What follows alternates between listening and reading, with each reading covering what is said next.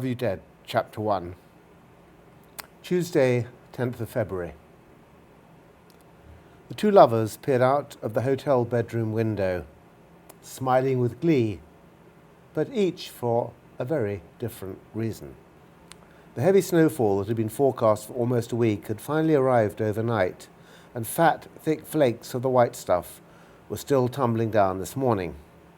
A few cars, chains clanking, slithered up the narrow mountain road, and others, parked outside the hotels, were now large white mounds.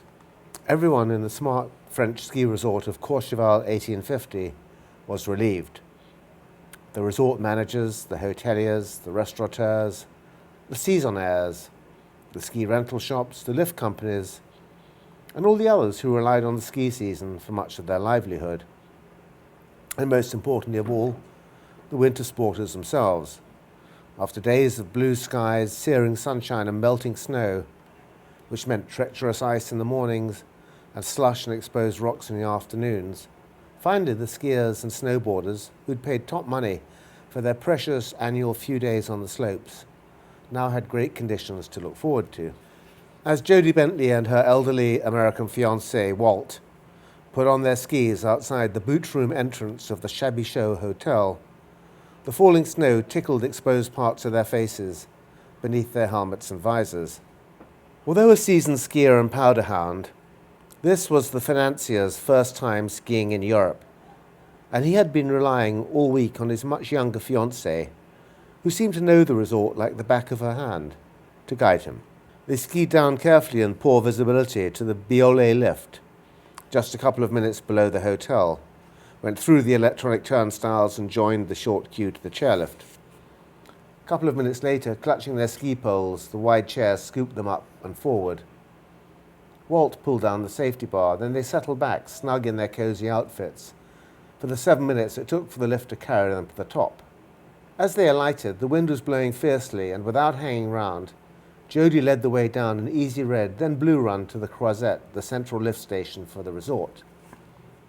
They removed their skis, and Walt, despite suffering from a prolapsed disc, insisted on carrying Jodie's skis as well as his own up the ramp to the lift. As a red 8-seater gondola came slowly round, he jammed their skis into two of the outside holders, then followed Jodie in. They sat down and pushed up their visors.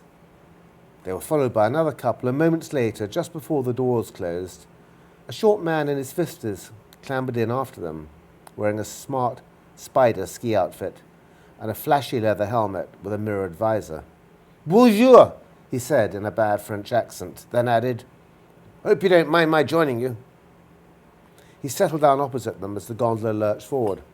"Not at all," Walt said. Jodie smiled politely. The other two strangers, both busy texting on their phones, said nothing. "Ah bien, vous parlez anglais." The stranger unclipped his helmet and removed it for an instant to scratch the top of his bald head. "American?" he said, pulling off his gloves, then removing a tissue from his pocket and starting to wipe his glasses. "I'm from California, but my fiancée is a Brit," Walt said amicably. "Jolly good, beastly weather, but the powder at the top should be to die for," the man said. Jodie smiled politely again. "Where are you from?" she asked. "Oh, the south, Brighton," the stranger replied. "Good Lord, what a coincidence. So am I," Jodie said. "Small world," he muttered, and suddenly looked uncomfortable. "So what line of business are you in?" Walt asked him. "Oh, in the medical world, just recently retired. I moved to France. And yourselves?" "Oh, I got a group of investment trusts," the American replied. I was a legal secretary," Jodie said. As the small gondola climbed, rocked by the wind, the snow was turning to a blizzard, the visibility deteriorating by the minute. Walt put his arm around Jodie and hugged her.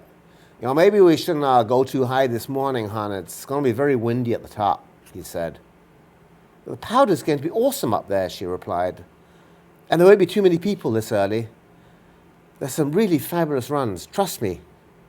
"Well, okay." He peered dubiously through the misted-up windows. "Oh, absolutely," the Englishman said. "Trust your beautiful young lady, and the forecast is improving." As the gondola reached the first stage, he waited politely for them to alight first. "Nice meeting you," he said. "Bye for now."